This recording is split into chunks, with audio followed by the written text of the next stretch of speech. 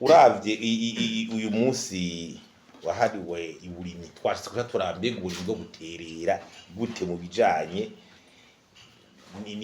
n'amafaranga y'agaciro. Burundi ngo bubesheho n'uburimyi n'ubworozi. Muri ekonomi ngo ikuri nagaze ku binyi n'ubworozi.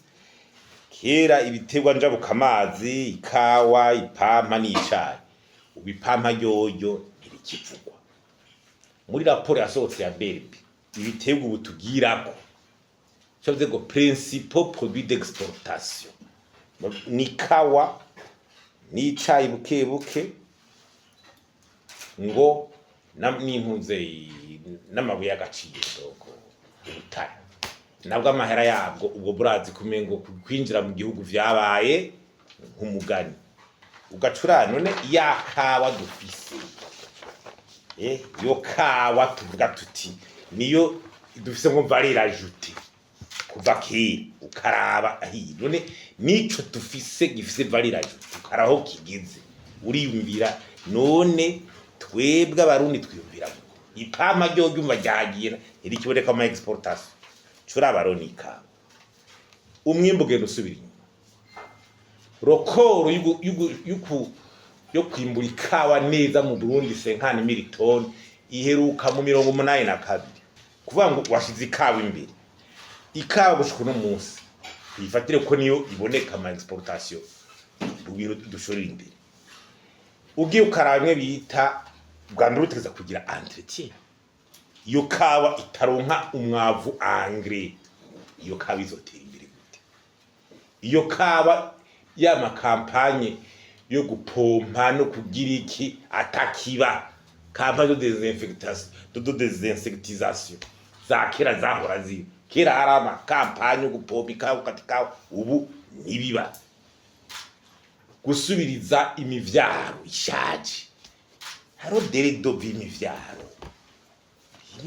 imyaka 15-20 ukarabras ishwi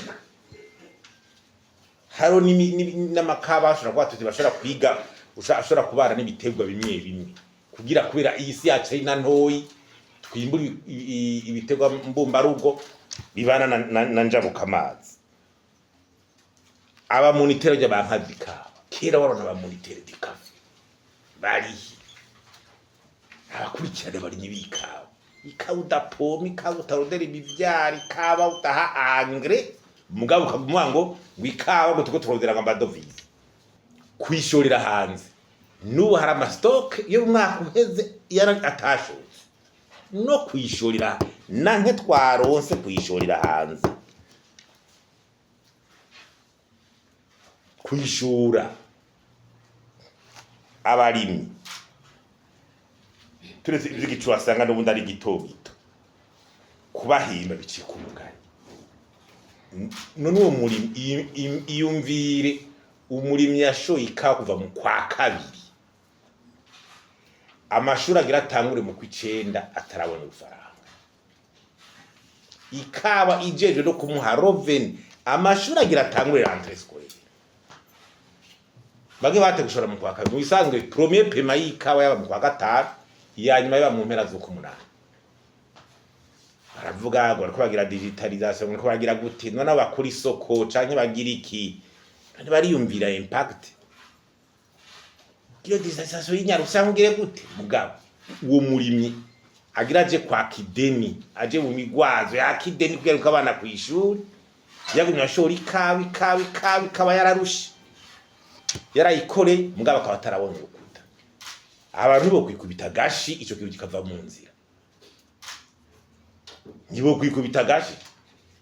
iri gikawa n'ujya murimyi nyene none iri mu murimyi ayihevye none ikirimwa nande